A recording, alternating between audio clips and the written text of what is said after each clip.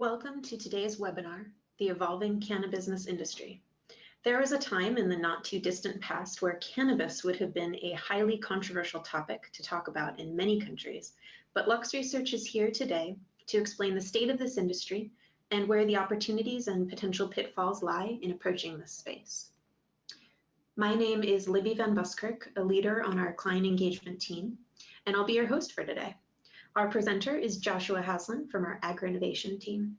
Josh, could you share a bit about yourself and how you come to be sitting here today, telling us about the growing Cannabusiness market? Absolutely. Thank you, Libby. And thanks to all those listening in today. Again, my name is Joshua Haslam, and I lead Lux Research's Agri-Innovation coverage within the emerging ecosystem of Agrifood and Health. My technical experience spans a broad range of topics, including genomics, bioinformatics, microbiology, and the application of those to disciplines in agricultural settings. Excuse me. And in doing that, I track technology innovation, market developments, and regulatory structure of the agri-food system. So back to you, Libby. Thanks, Josh. Josh is just one of the exceptional analysts I get to work with here at Lux, who bring their expertise and passion for technology to bear on the key challenges and opportunities our clients are facing. What technologies threaten their current business, and what technologies open up new avenues for their business to change and evolve, whether through new markets or applications, new business models, or better or less expensive ways of operating. And this really brings us to the core of what Lux Research does. We help our clients to drive growth through tech innovation. We do this in a number of ways, by evaluating the strengths and weaknesses of startups and small to medium-sized businesses that are focused on emerging technology, by tracking the innovations occurring within the big players, by analyzing how new regulations and trends in innovation are impacting or expanding our clients' business, and using data and analytics to track where innovation is occurring, who is investing in it, and what the remaining opportunities or unmet needs are in each space. Our clients are global Fortune 500 companies in the physical industries, and as a leader on the client engagement team, my team and I are tasked with working with our clients to define the goals they have in working with Lux, such as will the needs of cannabis producers provide an opportunity for us to expand or change our business, and to assure we're meeting those goals throughout the course of our work together. What I have found in my time at Lux is that it is critical for companies to continue to evolve. And what's so exciting about the work we get to do each day is helping connect our clients with the critical information they need in order to do this. Our clients each have a vision for where their company needs to go, or in some cases, they know they risk becoming a cautionary tale if they don't develop that vision, and that is where Lux comes in. But the reason we're here today is to understand the state of innovation in Cannabusiness and why you need to take action today. So with that, I want to hand it off to Josh. Thanks, Libby. Before I get to the evolving cannabis industry, I wanted to take a moment to talk about the fact that cannabis is a part of the emerging ecosystem in agri-food and health.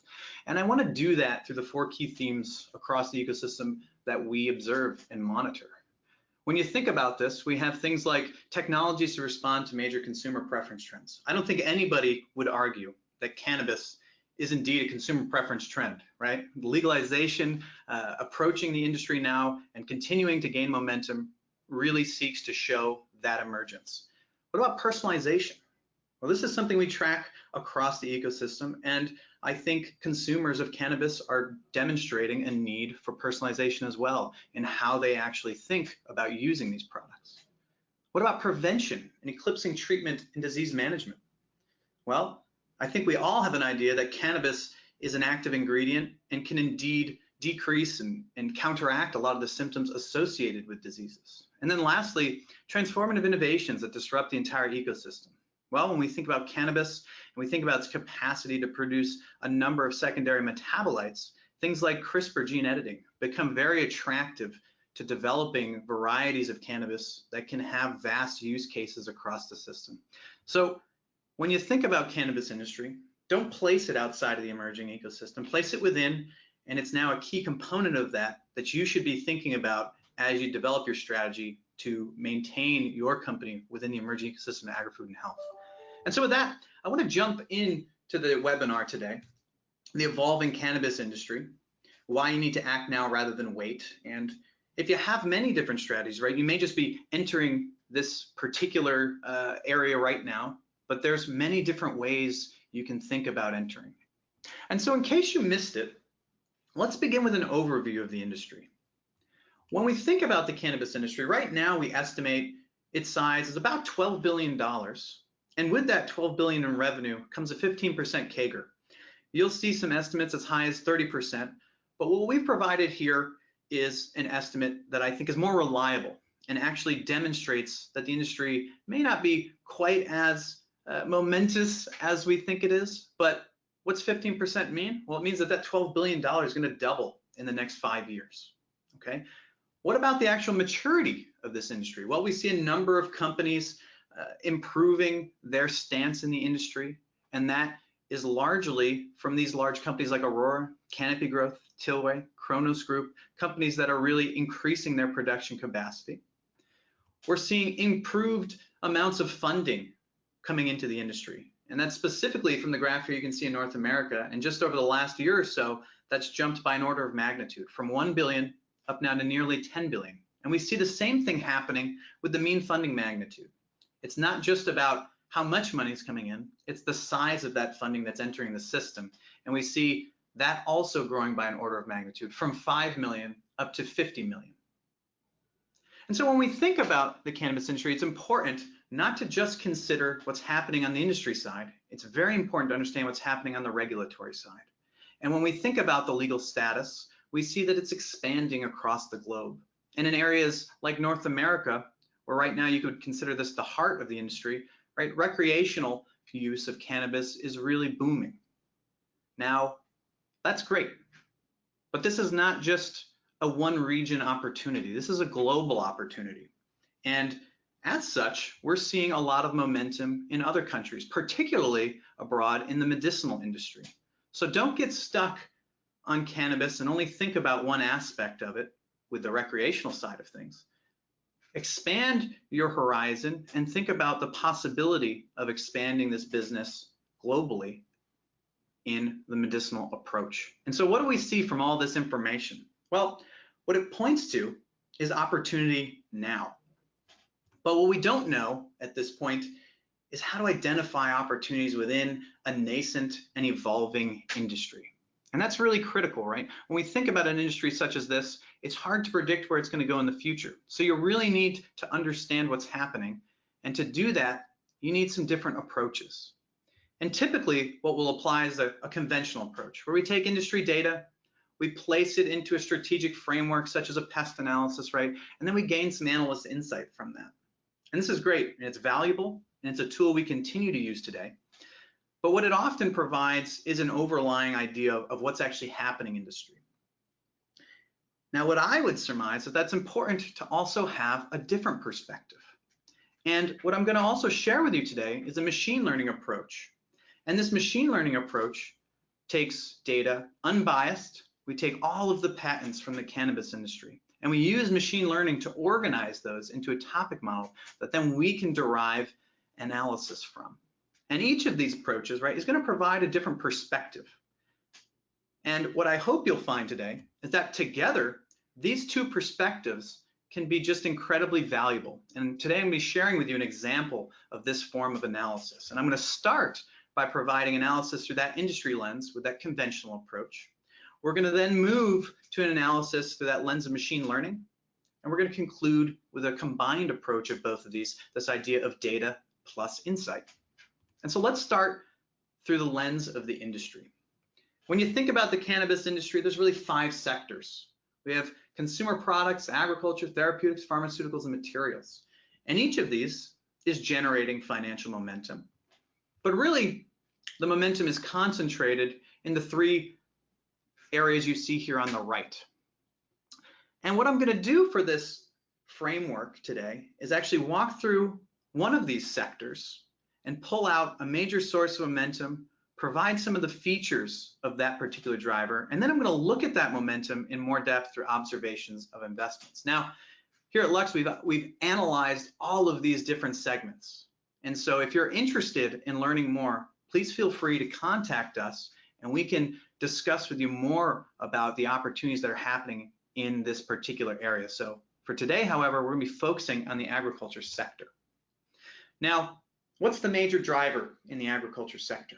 Well, typically when we think about agriculture, we think about crop inputs, crop developments, but for the cannabis industry, the way it stands right now, the momentum driver is acquisition of production capacity. And so those major leaders that I talked about before, Aurora, Canopy Growth, for instance, they're really looking to try to grow capacity. And the reason is because right now this industry is fragmented, right? Just look at the US. What we have in the United States, right, is individual states with their own individual regulations, and products can't cross borders. So you can grow a lot of cannabis in one state, but there's no way you can get that product to another market. Therefore, the only way to grow is through capacity, but capacity in each individual fragmented sector. Now, I'm not saying that there's not opportunities in other areas. There indeed is. And some of the things that need to be on your table are cropping system innovations. So connecting energy to cannabis, right? Energy is a big issue for this industry. There's a lot of power required to produce this product indoors. So there's a lot of cropping system innovations out there. Genetics continues to reign top of mind. And I brought up the notion that some of this next generation crop development with things like CRISPR are likely going to have a big impact. And we also do see governmental support growing in the industry. And in particular, I would point to the Canadian government providing capital through Canadian Agricultural Partnership for $3 billion. So they're trying to increase sustainability.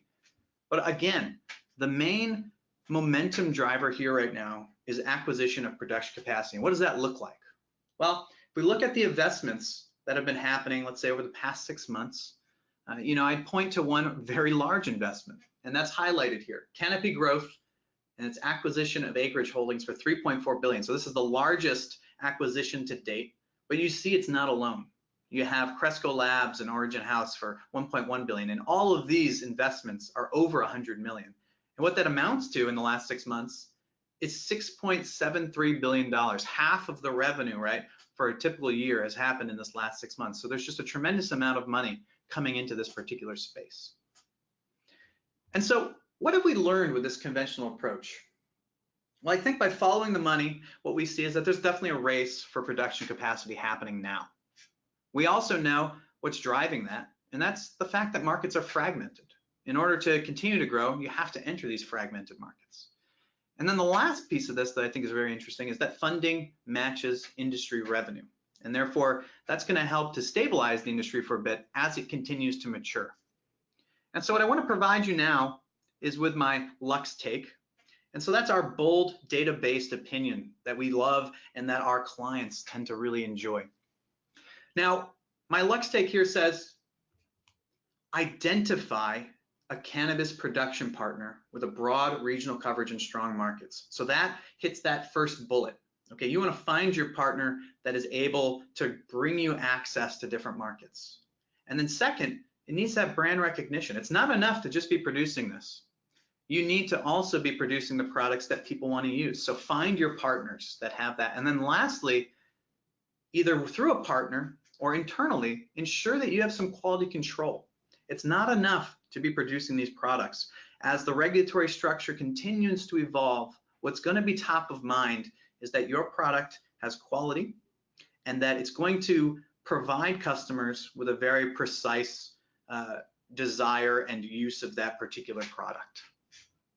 But this is a really nice analysis. As I said, very valuable. You understand top level what's happening, but does it really provide you with a way to penetrate the market? And I would say no.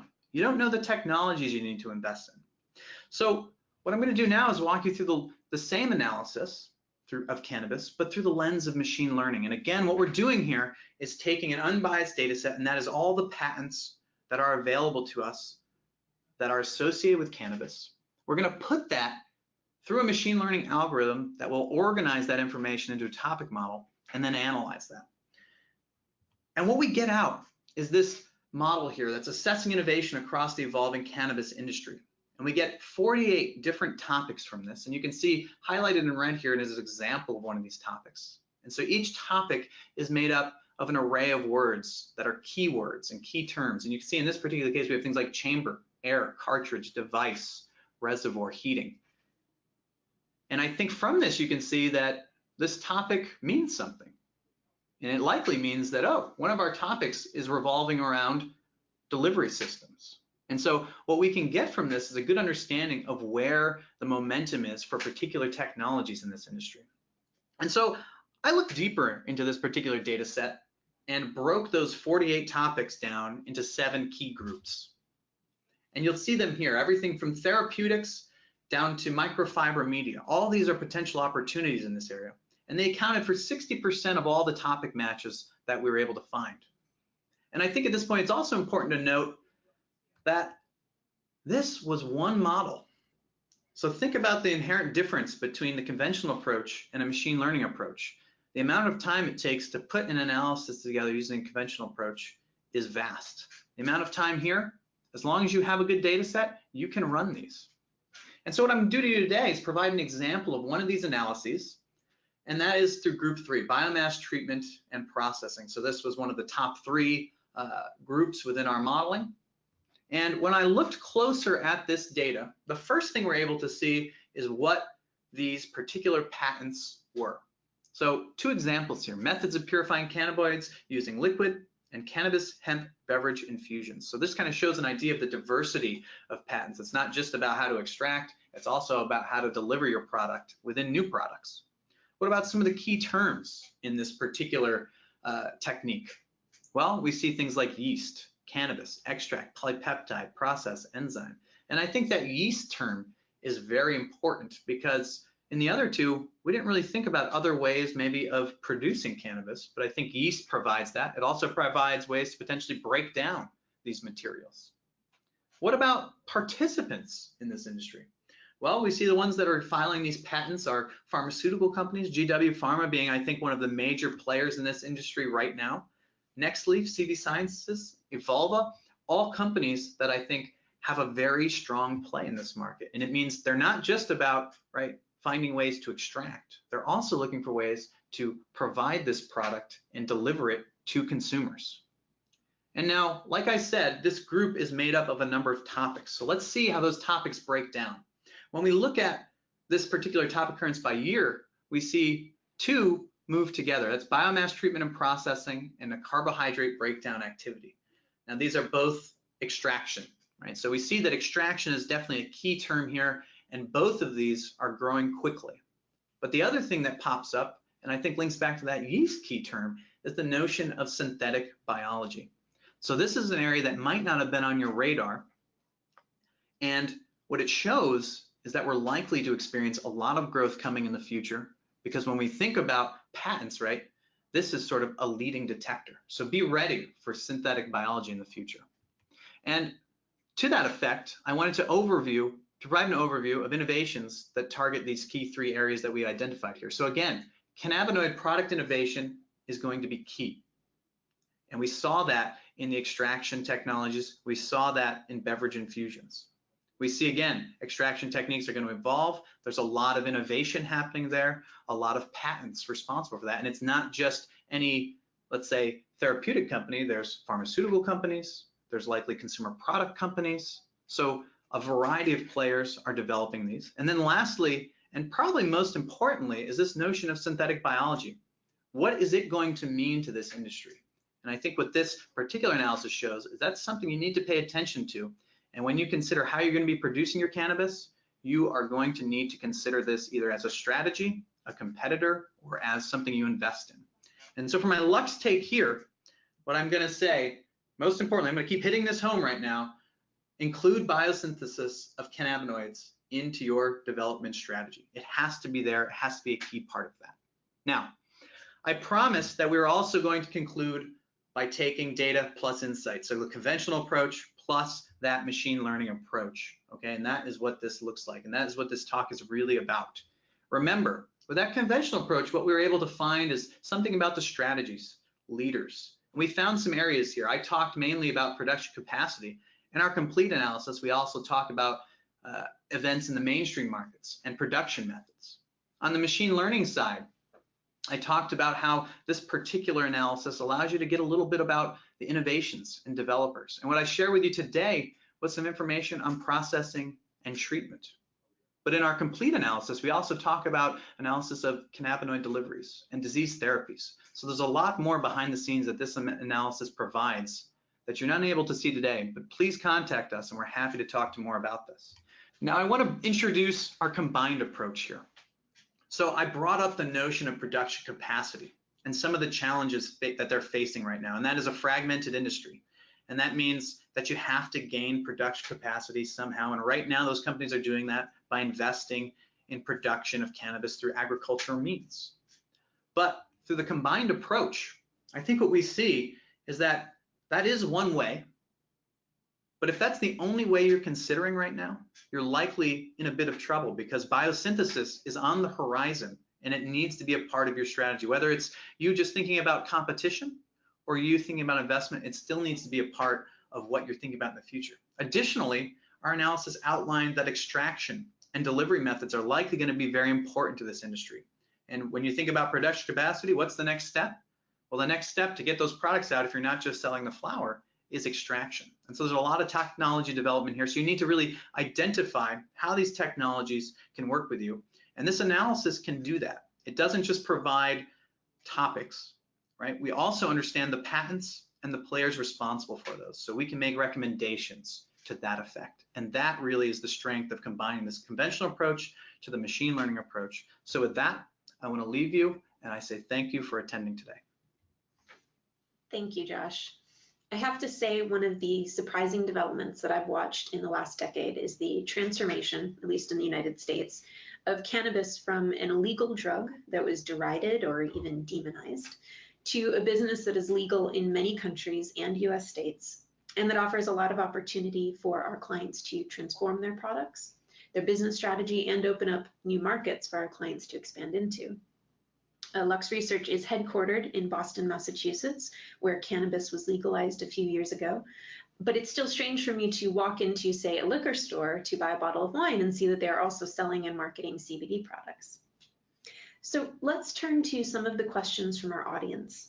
As a reminder for everyone joining us today, please type questions into the Q&A box on your screen. One question comes from a webinar attendee who is curious about the changing consumers for this industry. Can you talk more about that? Yeah, this is really a key question, I think, in this space right now.